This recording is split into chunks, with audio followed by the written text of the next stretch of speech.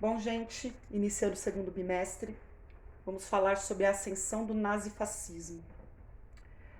Eu dividi aqui a nossa lousa em duas partes, com a intenção de discutir, em primeiro lugar, os elementos comuns entre fascismo e nazismo e os motivos, que deram origem, à ascensão desses dois regimes totalitários na Europa, dos anos 30, meados de 20 e início dos anos 30, tudo bem?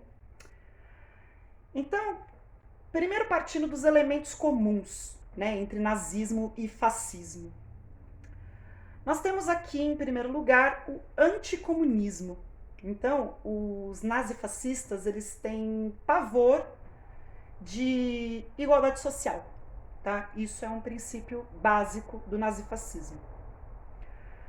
Antiliberalismo, na medida em que eles vão acreditar que as democracias liberais, além de fracas, são corruptas. Isso também é um elemento importante.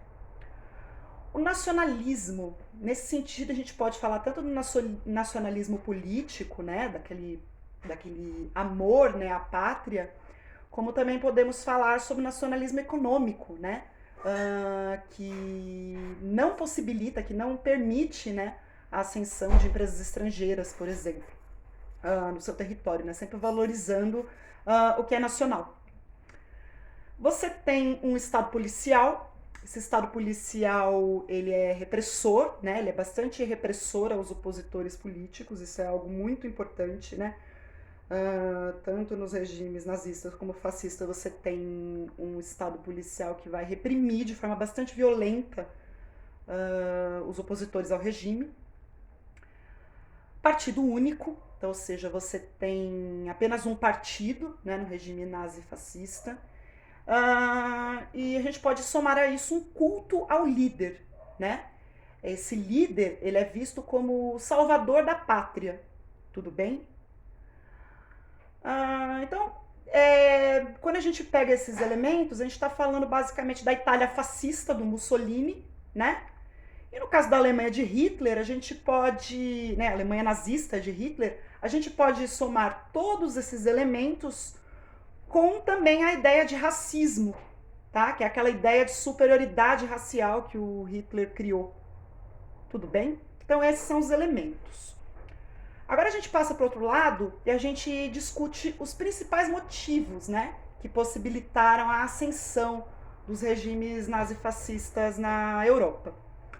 O primeiro motivo, que é principal, é o pós-Primeira Guerra Mundial, O Tratado de Versalhes, ele está na base, do surgimento de regimes nazifascistas, Porque esse tratado ele gerou um ressentimento muito grande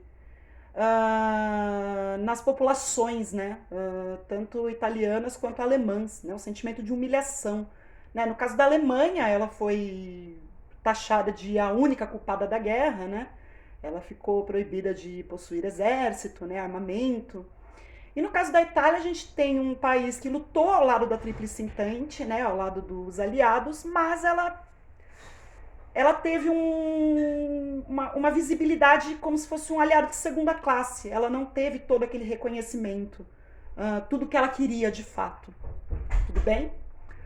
A crise de 29, uma crise econômica sem precedentes, que foi ocasionada basicamente por uma superprodução, de produtos de vários tipos, e uma baixa no consumo, um subconsumo, Então essa crise, isso gerou uma crise econômica gravíssima. Você vai ter um grande desemprego, um aumento do desemprego muito grande, nesse início da década de 30 devido à crise de 29. Então uma instabilidade econômica muito grande. Quando a gente pega a crise de 29, é importante discutir a questão da dificuldade que as democracias liberais tiveram em lidar com essa crise. Então, na verdade, você tem praticamente todos os países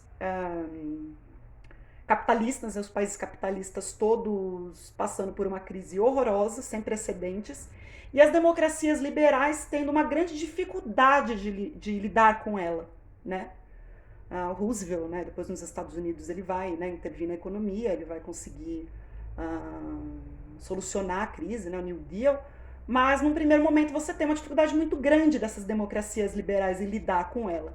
Então, a alta burguesia, né, a grande burguesia, né, quando você pega os grandes latifundiários, né, você pega a burguesia industrial, né, banqueira, né, elas vão apoiar o fascismo com a intenção de dizer o quê? Os liberais não resolvem a crise, então o fascismo, com seu discurso, né, ele surge como uma alternativa, ele vai resolver o problema, tá?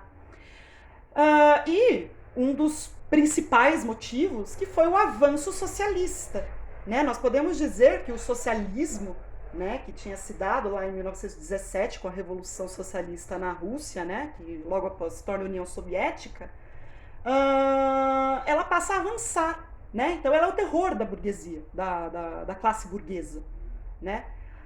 Então você tem em países como a Itália, como a Alemanha, né, os países ibéricos também, né, que também tiveram regimes fascistas, né, como a Espanha e Portugal, você começa a ter um grande número de cadeiras, né, nos congressos, né, de pessoas de esquerda, né, pessoas socialistas, e isso estava influenciando bastante a classe trabalhadora. Então você tem essa burguesia que já apoia o fascismo por conta da dificuldade das democracias liberais em lidar com a crise. Você tem essa burguesia tentando influenciar a classe trabalhadora a apoiar o fascismo, porque já que ela é totalmente oposta às ideias socialistas, ela vai ver o fascismo como a grande alternativa para solucionar os problemas econômicos de seus países. Tudo bem? Então aqui a gente está falando basicamente da Alemanha e Itália, né, como eu citei, o fascismo ibérico, né? Você vai ter também a Espanha e Portugal também vivendo regimes fascistas, né? Em Portugal com Salazar e na Espanha com Franco, tá? E aí quando a gente se encontrar de novo, o que a gente vai fazer? A gente vai mostrar como se deu, tá, a ascensão do fascismo na Itália, tudo bem? E na Alemanha, combinado? Então é isso, até a próxima, tchau!